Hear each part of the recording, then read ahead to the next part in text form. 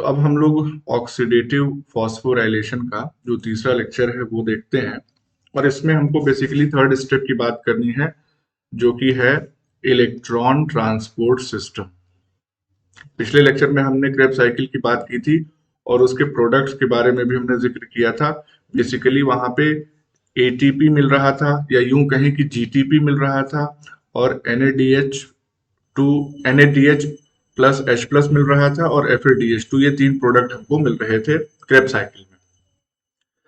तो उसमें NADH और FADH2 का इस्तेमाल एटीपी की सिंथेसिस के लिए किस तरह से होगा, ये हम इस particular step of oxidative phosphorylation या स्टेप ऑफ एरोबिक रेस्पिरेशन में देखेंगे। तो इलेक्ट्रॉन ट्रांसपोर्ट सिस्टम के बारे में हम लोग बात करते हैं। तो बेसिकली है क्या ये? Electron transport system is the metabolic pathway present in inner mitochondrial membrane. ये बात ध्यान रखनी है। क्रेब साइकिल जो है वो माइटोकॉन्ड्रियल मैट्रिक्स में हो रही थी, जबकि जो इलेक्ट्रॉन ट्रांसपोर्ट सिस्टम है ये प्रेजेंट होता है इनर माइटोकॉन्ड्रियल मेम्ब्रेन में, through which electron passes from one carrier to another. यानी कि उस इनर माइटोकॉन्ड्रियल मेम्ब्रेन में कुछ कैरियर मॉलिक्यूल्स जो है वो प्रेजेंट रहते हैं। अभी हम देखते हैं कि वो कौन से मॉलिक्यूल्स हैं जो इलेक्ट्रॉन्स को एक दूसरे में आदान प्रदान करने का काम करते हैं। दिस इज टू रिलीज, ये आदान प्रदान इलेक्ट्रॉन्स का क्यों होता है? This is to release and utilize energy stored in NADH plus H plus and FADH2। और ये दोनों प्रोडक्ट कब बन रहे थे? ड्यूरिंग TCA साइकिल या क्रेब साइकिल बाय ऑक्सीडेशन। और ये इलेक्ट्रॉन्स अल्टीमेटली कहां पे पहुंचते हैं? ऑक्सीजन के पास, which gets reduced to form water। Oxygen electron accept करता है और वो रिड्यूस हो जाता है और वाटर का मॉलिक्यूल तैयार होता है। तो पहले हम एक जरा ओवरव्यू ले लेते हैं, या हम कहें कि थोड़ा सा डिटेल में इस प्रोसेस को समझ लेते हैं with the help of diagram, then we will move towards the statements. अब देखिए, जिन कैरियर मॉलिक्यूल्स की हम बात कर रहे थे, तो बेसिकली माइटोकॉन्ड्रिया, जैसे आगे की जो भी प्रोसेस होनी है वो माइटोकॉन्ड्रिया में होनी है। अब ये जो माइटोकॉन्ड्रिया है इसकी ये बाहरी मेम्ब्रेन है, यानी कि ये जो एरो से दिखाया जा रहा है दैट इज आउटर मेम्ब्रेन। ये जो फोल्डेड मेम्ब्रेन है वो हम जानते हैं ये क्या है, बेसिकली इनर मेम्ब्रेन। और इन दोनों के बीच का ये जो स्पेस होता है इसको हम इंटर मेम्ब्रेन स्पेस भी कह सकते हैं, या this can also be called as peri mitochondrial space. तो हम इसको इंटर मेम्ब्रेन स्पेस ही कह के चलते हैं। तो IMS भी इसको लिख सकते हैं, या PMS पेरी माइटोकॉन्ड्रियल स्पेस लिख सकते हैं। अब ध्यान देने वाली बात यह है कि ये जो सिस्टम है, यानी कि इलेक्ट्रॉन ट्रांसपोर्ट सिस्टम, इसके जो कैरियर मॉलिक्यूल्स होते हैं वो कहां पे लोकेटेड होते हैं? तो जो कैरियर मॉलिक्यूल्स होते हैं वो यही इनर मेम्ब्रेन की सरफेस पे लोकेटेड होते हैं। इन फोल्डिंग्स को हम क्या कहते थे? क्रिस्टी। और इन्हीं क्रिस्टी पे छोटे छोटे पार्टिकल्स मौजूद होते थे, जिसको हम बेसिकली क्या कहते थे?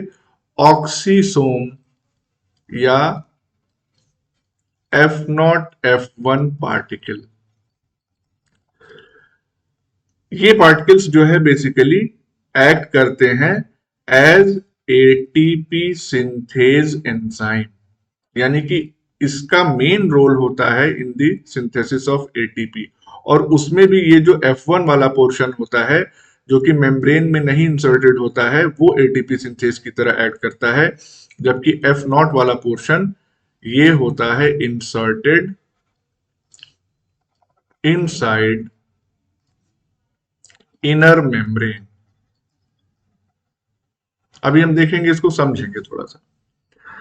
तो अब इसका एक छोटा सा सेक्शन इस तरह से करके हमने लिया और इसको एनलार्ज कर दिया यहां नीचे। तो यानी कि इसमें दोनों तीनों चीजें आ गई। इनफैक्ट इसमें आउटर माइटोकॉन्ड्रियल मेम्ब्रेन आ गई, जो पेरी माइटोकॉन्ड्रियल स्पेस या इंटर मेम्ब्रेन स्पेस है वो भी आ गया, और जो इनर माइटोकॉन्ड्रियल मेम्ब्रेन है वो भी इंक्लूड होगी। तो अब इस स्ट्रक्चर को हम थोड़ा सा समझते हैं। ये ओ एम एम क्या है basically? It is outer mitochondrial membrane. ये माइटोकॉन्ड्रिया की बाहरी मेम्ब्रेन है।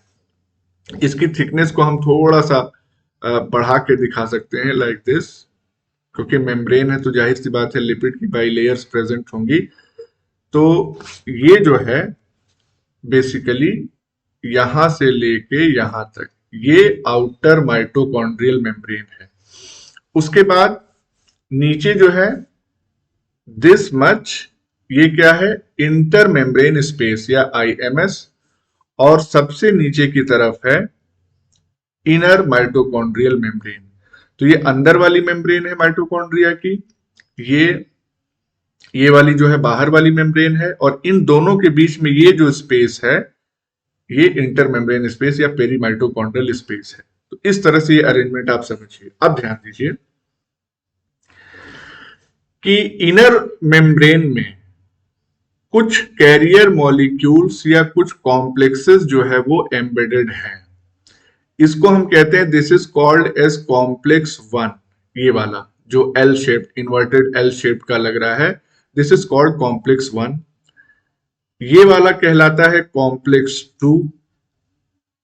उसके बगल में प्रेजेंट होता है कॉम्प्लेक्स 3, फिर प्रेजेंट होता है कॉम्प्लेक्स 4।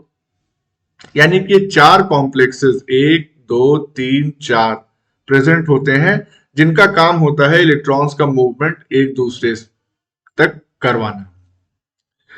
इसी के बगल में ये एटीपी सिंथेज एंजाइम भी प्रेजेंट होता है, जिसको हमने अभी ऊपर क्या कहा? F0 F1 particle. कभी कभी इस एटीपी सिंथेज मॉलिक्यूल को हम लोग कॉम्प्लेक्स 5 भी कह देते हैं। तो ध्यान रखिएगा, इस एटीपी सिंथेज मॉलिक्यूल जो है उसको 5वां नंबर दे देते हैं। अब आते हैं मैकेनिज्म पे कि एक्चुअली में हो क्या रहा है। अच्छा, उससे पहले ये जान लीजिए कि ये जो कॉम्प्लेक्सेस हैं ये बेसिकली हैं क्या। तो जो सबसे पहला कॉम्प्लेक्स होता है यानी कि कॉम्प्लेक्स 1, तो कॉम्प्लेक्स 1 बेसिकली एंजाइम है। और ये कौन सा एंजाइम है? It is pyruvate dehydrogenase complex. ये हो गया हमारा कॉम्प्लेक्स 1। इसी तरह से जो कॉम्प्लेक्स 2 होता है, कॉम्प्लेक्स 2 ये भी एक एंजाइम है, और इसको हम कहते हैं सक्सिनेट डिहाइड्रोजिनेज। याद करिए, ये क्रेब्स साइकिल का एक एंजाइम था जिसका काम था सक्सिनेट को फ्यूमेरेट में कन्वर्ट करना। तो यही बेसिकली कॉम्प्लेक्स 2 होता है, जो कि इनर माइटोकॉन्ड्रियल मेम्ब्रेन में एम्बेडेड होता है। इसके बाद अगर हम बात करें कॉम्प्लेक्स 3 की, तो तीसरा कॉम्प्लेक्स किन चीजों से मिलकर बना होता है? तो तीसरे कॉम्प्लेक्स को हम कहते हैं साइटोक्रोम,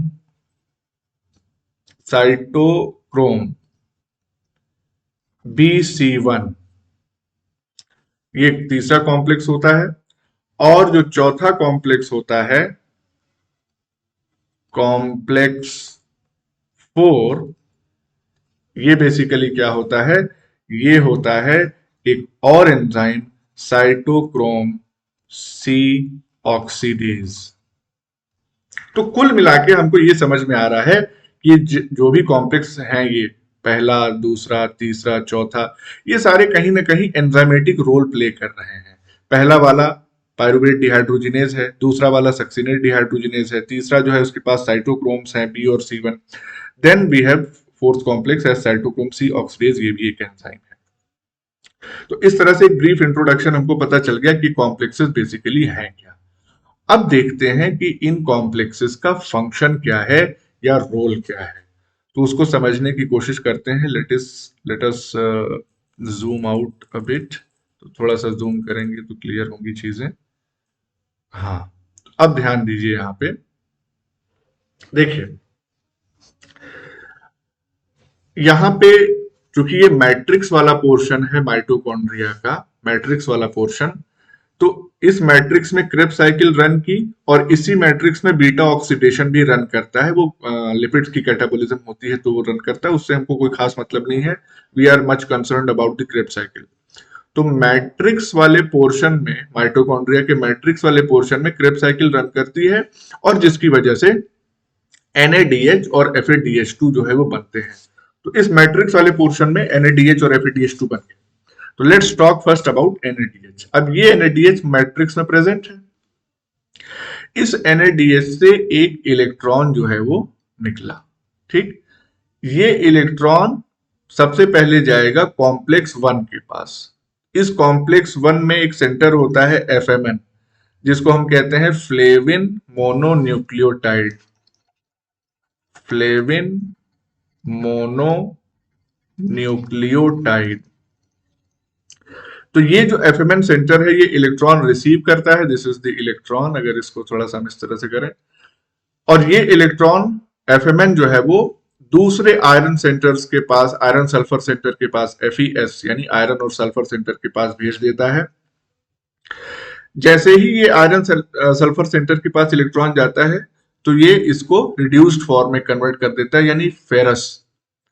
और Fe2+ जो है it can be converted into Fe3+ as soon as it gives away its electron। जब Fe2+ जो है अपने इलेक्ट्रॉन को दे देता है बाहर, और बाहर भी वो किसको दे रहा है, CoQ को, कोएंजाइम Q को। तो जैसे ही इसने इलेक्ट्रॉन दिया तो ये ऑक्सीडाइज हो गया, यानी कि Fe3+ स्टेट में पहुंच गया। अच्छा, इस इलेक्ट्रॉन ट्रांसफर के दौरान होता क्या है कि जो 4 हाइड्रोजन या 4 प्रोटॉन्स होते हैं वो इस कॉम्प्लेक्स से होते हुए कहां पहुंच जाते हैं, इन द इंटरमेम्ब्रेन स्पेस।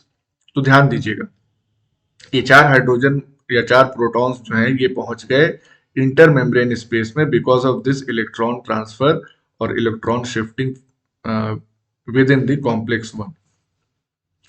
अब ये इलेक्ट्रॉन कहां पे पहुंचा, CoQ के पास, जहां पे Q बेसिकली, Q को हम क्या कहते हैं, Q is called as ubiquinone. Q जो है वो यूबीक्विनोन है।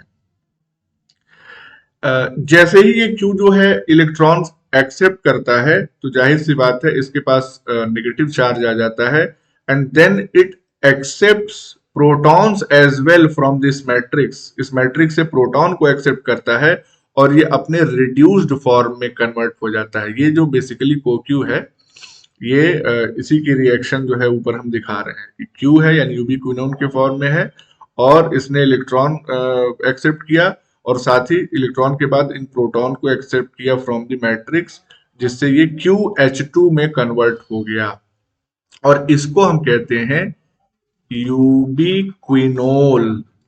यानी कि ये यूबीक्विनोल क्या है, it is the reduced form of ubiquinone. Ubiquinone जब रिड्यूस हो जाएगा तो ये यूबीक्विनोल बना लेगा। अच्छा, अब यहीं पे साइमल्टेनियसली एक चीज और आप देखिए कि यहाँ पे क्रेब्स साइकिल जो है ये रन कर रही है लाइक दिस, और इस क्रेब्स साइकिल के दौरान सक्सिनेट का कन्वर्जन फ्यूमेरेट में हो रहा है। तो succinate is being converted into fumarate, और इसके लिए जो एंजाइम रिस्पॉन्सिबल है वो यही है, कॉम्प्लेक्स 2, यानी कि सक्सिनेट डिहाइड्रोजिनेज कॉम्प्लेक्स। तो जब सक्सिनेट जो है फ्यूमेरेट में कन्वर्ट होता है तो उस दौरान हमको एक मॉलिक्यूल FADH2 का मिलता है, and this FADH2 transfer it's electron. देखिए यहाँ पे फिर से इलेक्ट्रॉन है ये, तो ये इलेक्ट्रॉन ट्रांसफर करता है to the iron sulphur centre present in the complex 2, और फाइनली ये इलेक्ट्रॉन फिर से, जैसे कॉम्प्लेक्स 1 से इलेक्ट्रॉन आ रहा था यूबीक्विनोन के पास, वैसे ही कॉम्प्लेक्स 2 से FADH2 का इलेक्ट्रॉन आता है यूबीक्विनोन के पास। तो यहाँ पे दोनों सोर्सेस से इलेक्ट्रॉन आ रहे हैं, और जैसे ही इलेक्ट्रॉन ये रिसीव करता है उसके बाद ये प्रोटॉन भी रिसीव करता है फ्रॉम द मैट्रिक्स, और ये अपने रिड्यूस्ड फॉर्म में कन्वर्ट हो जाता है यूबीक्विनोल। अब ये जो रिड्यूस्ड फॉर्म है ये फिर से इलेक्ट्रॉन को ट्रांसफर करता है टू कॉम्प्लेक्स 3, यानी कि जो इलेक्ट्रॉन है ये कॉम्प्लेक्स 3 के पास चला आया, like this.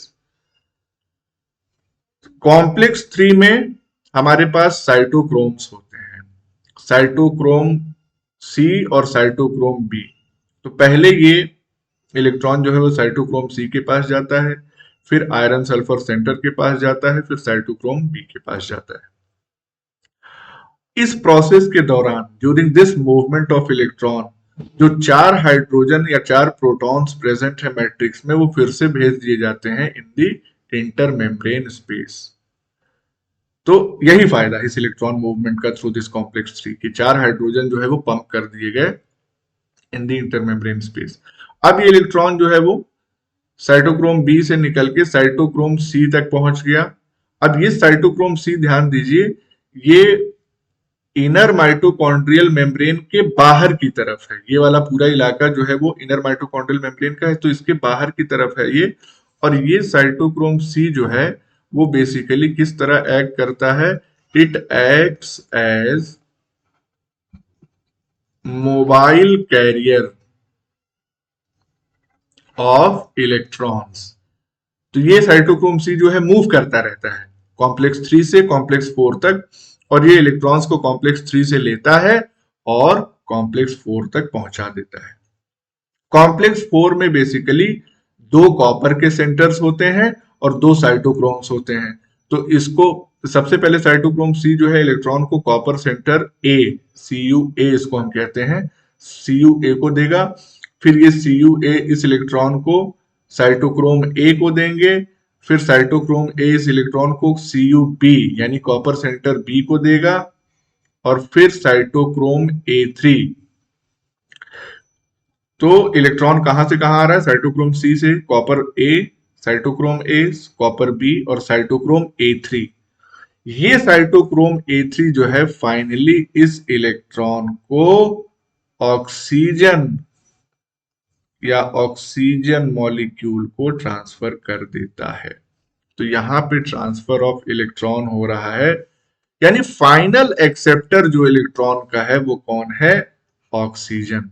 It is the final acceptor of electron. देखिए इलेक्ट्रॉन NADH से निकला था और यहाँ पे FADH से निकला था, FADH2 से, और ये इलेक्ट्रॉन्स ट्रेवल करते करते यहाँ पे आते आते कॉम्प्लेक्स 4 के बाद साइटोक्रोम A3 से फाइनली ऑक्सीजन मॉलिक्यूल के पास पहुंच गए। Now this oxygen as it receives the electron it gets reduced, और एडिशन ऑफ प्रोटॉन्स की वजह से it gets converted into water. और इस प्रोसेस के दौरान यानी इस मूवमेंट ऑफ इलेक्ट्रॉन्स के दौरान ये जो 2 हाइड्रोजन या 2 प्रोटॉन्स हैं ये फिर से ट्रांसफर हो जाते हैं into the inter membrane space. तो ये है पूरा movement of electrons through all these 4 complexes. अब हमको ये समझना है कि बेसिकली इस मूवमेंट ऑफ इलेक्ट्रॉन से एनर्जी कैसे प्रोड्यूस हो रही है या एटीपी कैसे फॉर्म हो रहा है, तो उसको समझने की कोशिश करते हैं। देखिए इस पूरे मूवमेंट के दौरान, इलेक्ट्रॉन्स के मूवमेंट के दौरान, एक चीज जो प्रोटॉन है वो भी मैट्रिक्स से इंटर मेम्ब्रेन स्पेस में मूव कर रहा है। यहाँ पे 4 गए ऊपर, यहाँ पे 4 ऊपर चले गए, यहाँ पे 2 हाइड्रोजन ऊपर चले गए या प्रोटॉन्स ऊपर चले गए। तो इस तरह से ये प्रोटॉन्स जो है इंटर मेम्ब्रेन स्पेस में ऐसे एक्यूमुलेट होते चले जा रहे हैं, इकट्ठा होते चले जा रहे हैं। यानी कि इंटर मेम्ब्रेन स्पेस में प्रोटॉन्स का जो कंसंट्रेशन है वो बढ़ता चला जा रहा है। ठीक है, अब ये जो प्रोटॉन्स हैं ये डायरेक्टली डिफ्यूज होके मैट्रिक्स में नहीं आ सकते। क्यों? क्योंकि जो इनर माइटोकॉन्ड्रियल मेम्ब्रेन होती है वो इम्परमेबल होती है हाइड्रोजन आयंस के लिए। तो इनका मूवमेंट जब भी होगा तो किसी न किसी कैरियर मॉलिक्यूल या किसी न किसी ट्रांस मेम्ब्रेन मॉलिक्यूल के थ्रू ही हो पाएगा। जैसे यहाँ पे इन कॉम्प्लेक्सेस के थ्रू हो रहा है। अब इनको वापस तो आने की इच्छा होगी ही, क्योंकि इंटर मेम्ब्रेन स्पेस में इनका कंसंट्रेशन बहुत ज्यादा हो गया है, प्रोटॉन्स का कंसंट्रेशन बहुत हाई हो गया है, जबकि मैट्रिक्स में इनका कंसंट्रेशन लो हो गया है क्योंकि ये बार बार भेज दिए जा रहे हैं इंटर मेम्ब्रेन स्पेस में। तो अब क्या होगा? अब इस एटीपी सिंथेज या F1 या F0 F1 कॉम्प्लेक्स का रोल आएगा। इसमें ध्यान दीजिए, जो हिस्सा मेम्ब्रेन के अंदर होता है उसको हम कहते हैं एफ नॉट, और जो हिस्सा मेम्ब्रेन के बाहर होता है इसको हम कहते हैं F1। यानी जो हिस्सा मैट्रिक्स में प्रेजेंट है वो F1 कहलाता है, और यही एक्चुअली एटीपी सिंथेसिस का रोल प्ले करता है। F1 जो है, इट परफॉर्म्स एटीपी सिंथेसिस। तो कैसे परफॉर्म करता है ये आप समझ लीजिए। होता क्या है कि ये जो हाइड्रोजन एटम, जो हाइड्रोजन आयंस हैं या प्रोटॉन्स हैं, इनका कंसंट्रेशन यहाँ ज्यादा होने की वजह से ये नीचे आने की कोशिश करते हैं, और नीचे आते समय F1 जो F0 या F0 इसका चैनल बनाता है, जिसके थ्रू ये प्रोटॉन नीचे आना चाहते हैं या मैट्रिक्स में आना चाहते हैं। और जैसे जैसे ये नीचे आते हैं, इसमें एक रोटर मैकेनिज्म लगा होता है, जिसकी वजह से इनके मूवमेंट की जो एनर्जी है, या ये जो मैकेनिकल एनर्जी है जो उस रोटर को मूव कर रही है, that is converted into bonds of chemical energy of ADP into ATP. यानी कि इनके फ्लो की वजह से जो मैकेनिकल एनर्जी जनरेट हुई है, उस एनर्जी को एडीपी से एटीपी बनाने के लिए जो केमिकल एनर्जी या बॉन्ड एनर्जी रिक्वायर्ड है उसमें इस्तेमाल कर लिया जाता है। तो इस तरह से जो F1 वाला पोर्शन है वो एडीपी से एटीपी की सिंथेसिस करा देता है। जाहिर सी बात है, यहाँ पे एक फॉस्फेट मॉलिक्यूल तो चाहिए ही होगा ताकि ये एटीपी बन सके। इसको हम कंपेयर कर सकते हैं ये इस डायग्राम से, जैसे जो बांध होता है या डैम होते हैं, ठीक है। बांध पे आपने देखा होगा कि पानी जो है वो रोका जाता है, खूब बड़ा रिजर्वायर बनाया जाता है, और उसके बाद ये पानी, इसको अभी ब्लू वाले को पानी मानिए, ये पानी जो है जब ये नीचे की तरफ से छोड़ा जाता है तो पूरे पानी का इतना प्रेशर रहता है कि बहुत तेजी से ये नीचे की तरफ बहाव अपना दिखाता है।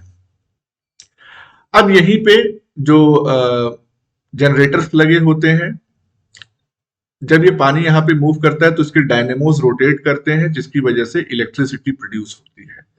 तो यहाँ पे अगर हम इसको कंपेयर करना चाहें तो इस पानी को आप हाइड्रोजन आयंस मान लीजिए, जो कि इंटर मेम्ब्रेन स्पेस में प्रेजेंट है, और ये हाइड्रोजन आयंस जो है बहुत तेजी से मूव करना चाह रहे हैं। इस इलेक्ट्रिक जनरेटर को आप एटीपी सिंथेज मान लीजिए, एटीपी सिंथेज मान लीजिए। जैसे ही ये मूव करेगा, ये डायनेमो को रोटेट करेगा, यानी यहाँ पे भी रोटेशन होगा, और इस रोटेशन की वजह से जो एनर्जी है, या यहाँ पे तो इलेक्ट्रिकल एनर्जी की बात हो रही थी, लेकिन एक्चुअली में सेल्यूलर लेवल पे ये एटीपी के फॉर्म में ये प्रोड्यूस होगी, यानी एडीपी से एटीपी तैयार हो जाएगा। तो इस तरह से जो NADH और FADH2 क्रेब्स साइकिल में बने थे, उनका इस्तेमाल करते हुए इस प्रोसेस के थ्रू एटीपी की सिंथेसिस फाइनली हो जाती है। और ये जो मैकेनिज्म है एटीपी की सिंथेसिस की, इसको हम कहते हैं, this is called as chemiosmosis. Chemiosmosis क्यों कहते हैं? क्योंकि देखिए, ऑस्मोसिस में वाटर का मूवमेंट होता है from its region of its higher concentration to the region of lower concentration, लेकिन यहाँ पे तो केमिकल का मूवमेंट हो रहा है, और वो केमिकल क्या है? प्रोटॉन। तो ये प्रोटॉन जो है वो अपने रीजन ऑफ हायर कंसंट्रेशन से अपने रीजन ऑफ लोअर कंसंट्रेशन में मूव कर रहा है, इसलिए this is called as chemiosmosis या chemiosmotic theory of ATP synthesis. It was given by Mitchell. तो this was all about a brief elucidation of the electron transport system. इसको आप 2-3 बार revise करेंगे, फिर से वीडियो लगातार देखेंगे तो आपको प्रॉपरली समझ में आएगा। इसके बाद अगर हम इनके तमाम स्टेटमेंट्स के बारे में अगर जिक्र कर लें थोड़ा सा, तो वही चीजें यहाँ पे स्टेटमेंट्स में रिवाइज होंगी जो हमने आपको अभी एक्सप्लेन की हैं, और वो बेसिकली है क्या? देखिए, इलेक्ट्रॉन्स फ्रॉम NADH, जो NADH कहाँ सिंथेसाइज हुआ था? क्रेब्स साइकिल में, और इनफैक्ट ग्लाइकोलिसिस का भी एनएडीएच। तो ये इलेक्ट्रॉन जो है वो ऑक्सीडाइज होते हैं बाई एनएडीएच डिहाइड्रोजिनेज, इसी को हम कॉम्प्लेक्स 1 कहते हैं। फिर वो जो इलेक्ट्रॉन्स है कहाँ ट्रांसफर हो जाते हैं, यूबी क्विनोन के पास, जिसको क्यू कहते हैं, और ये कहाँ लोकेटेड होता है, इनर मेम्ब्रेन में। यूबी क्विनोन जो है ये रिड्यूसिंग इक्विवेलेंट्स और कहां से प्राप्त करता है, FADH2 से, और ये FADH2 कहां पे है, कॉम्प्लेक्स 2 में। ये FADH2 बेसिकली बन कहा रहा था, during oxidation of succinate in citric acid cycle, या वही क्रेब्स साइकिल। अब ये जो रिड्यूस्ड यूबी क्विनोन था, या जिसको यूबी क्विनॉल कह रहे थे, या QH2, वो ऑक्सीडाइज हो जाता है जब अपना इलेक्ट्रॉन ट्रांसफर कर देता है साइटोक्रोम C को, और साइटोक्रोम C जो है वो बेसिकली प्रेजेंट है साइटोक्रोम BC1 कॉम्प्लेक्स में, जिसको हम कॉम्प्लेक्स 3 कह रहे थे। साइटोक्रोम C जो है वो स्मॉल प्रोटीन है which is attached to outer surface of the inner membrane. हमने बताया आपको वहां पे ये कैसे एक्ट करता है, ये एक मोबाइल कैरियर की तरह एक्ट करता है, जो कि इलेक्ट्रॉन्स को कॉम्प्लेक्स 3 और 4 के बीच में ट्रांसफर करता है। कॉम्प्लेक्स 4 को क्या कहते हैं, cytochrome C oxidase, and this complex containing cytochromes A and A3 and 2 copper centers.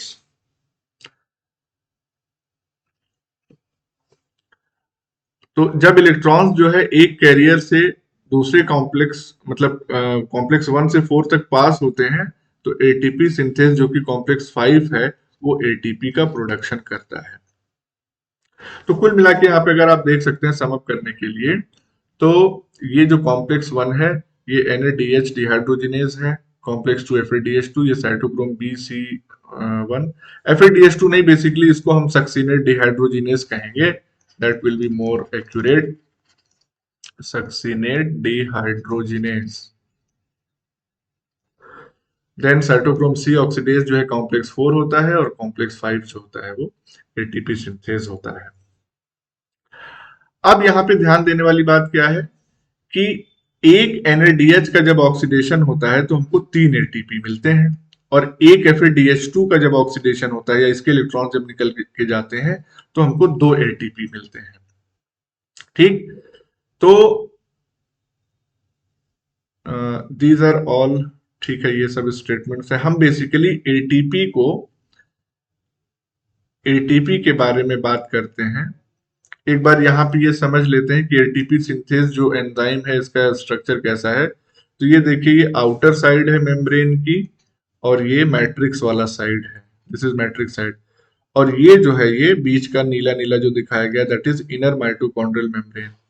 तो इसका जो F0 वाला पोर्शन होता है वो इनर माइटोकॉन्ड्रियल मेम्ब्रेन में ही एम्बेडेड रहता है, और F1 वाला जो पोर्शन होता है वो मैट्रिक्स के अंदर रहता है, जो कि एडीपी और फॉस्फेट को मिला के एटीपी का निर्माण करवाता है। दो H+ या प्रोटॉन्स जब मूव करते हैं अंदर की तरफ, यानी कि इंटरमेम्ब्रेन स्पेस से मैट्रिक्स की तरफ माइटोकॉन्ड्रिया के, तो एक एटीपी तैयार हो जाता है। तो ये दो H+ यहाँ पे चले आए तो एक एटीपी मॉलिक्यूल तैयार हो जाता है। फिर एटीपी कैलकुलेशंस की अगर हम बात करें यहाँ पे, तो let's see the balance sheet. यहाँ पे देखिए, थ्योरेटिकल यील्ड है ये, बेसिकली ये कोई उस तरह की बात नहीं है कि हम इसको बिल्कुल वैलिड मानेंगे। तो थ्योरेटिकल यील्ड में क्या हो रहा है कि ग्लाइकोलिसिस के दौरान 2 एटीपी डायरेक्टली हमको मिल रहे थे, 2 NADH भी मिल रहे थे, जिसकी वजह से 4 एटीपी जो है वो तैयार हो रहे हैं। फिर 2 NADH हमको मिल रहे हैं between pyruvate and acetyl coenzyme में 6 एटीपी। यहाँ पे 2 एटीपी शॉर्ट इसलिए कर दिया गया है, एक्चुअली में 2 NADH से यहाँ पे भी 6 एटीपी मिलने चाहिए थे, लेकिन ये 2 एटीपी शॉर्ट इसलिए कर दिया गया है क्योंकि यहाँ ग्लाइकोलिसिस में जो NADH बन रहा था वो कहाँ पे प्रेजेंट था, वो साइटोप्लाज्म में था। अब उसको माइटोकॉन्ड्रिया में जाना होगा, तो माइटोकॉन्ड्रिया में जो ट्रांसफर होता है इसमें 2 एटीपी खर्च हो जाते हैं, तो इसीलिए 6 की जगह यहाँ पे 4 ही दिखाया जा रहा है। क्योंकि दो तरीके की शटल मैकेनिज्म चलती है इसमें, एक को हम कहते हैं, अगर यहाँ पे सिंपली मेंशन करना चाहें, one is called as malate aspirate shuttle. Shuttle मतलब कि जो वाहन होते हैं एक जगह से दूसरी जगह जाते हैं। और इसी तरह से दूसरा शटल होता है ग्लिसरॉल फॉस्फेट शटल। तो इन शटल्स का काम क्या होता है? ये जो NADH ग्लाइकोलिसिस में बन रहा है इसको ट्रांसफर कराना या इसके इलेक्ट्रॉन्स को बेसिकली ट्रांसफर कराना into the mitochondria for aerobic respiration. तो मैलेट एस्पिरेट शटल जो होता है वो ज्यादा एफिशिएंट होता है। ग्लिसरॉल फॉस्फेट शटल जो है वो लेस एफिशिएंट होता है। अब ये जो मैलेट एस्पिरेट शटल है ये कहाँ पे ऑपरेट होता है? फॉर एग्जांपल लीवर सेल्स में, ठीक है। और ग्लिसरॉल फॉस्फेट शटल कहाँ पे ऑपरेट होता है? ब्रेन सेल्स में। तो ये बात ध्यान रखिएगा, ब्रेन सेल्स। तो खैर, ये तो शटल क्या करता है कि NADH के इलेक्ट्रॉन्स को साइटोप्लाज्म से माइटोकॉन्ड्रिया में पहुंचाता है। अब यहाँ पे जो दो NADH इससे 6 ATP मिलेंगे, क्योंकि हमने अभी ऊपर बताया आपको एक NADH से 3 मिलते हैं। फिर 2 ATP डायरेक्ट प्रोड्यूस होंगे सबस्ट्रेट लेवल फॉस्फोरिलेशन से। टोटल 6 NADH बनेंगे क्रेब साइकिल में, तो 6 त्रिक 18 ATP। 2 FADH2 बनेंगे, तो एक FADH2 से 2 ATP, तो 2 से 4 ATP। अब टोटल अगर हम यहाँ पे काउंट करेंगे तो नेट ATP यील्ड यहाँ पे 36 मॉलिक्यूल्स हो जाएगा। और इसी तरह से यहाँ पे देखिए फॉर्म तो टोटल कितने हो रहे हैं? 38 ATP अगर फिर यहाँ पे काउंट करें। लेकिन जो 2 ATP मॉलिक्यूल्स हैं they are spent for transporting 2 NADH molecules form during glycolysis to the mitochondria. यानी कि साइटोप्लाज्म से माइटोकॉन्ड्रिया के दौरान ये जो शटल सिस्टम चलते हैं इसमें 2 ATP खर्च हो जाता है, इसलिए जो नेट गेन होता है ATP का दैट इज 36 ATP। तो इस तरह से ऑक्सीडेटिव फॉस्फोरिलेशन आपका कंप्लीट होता है।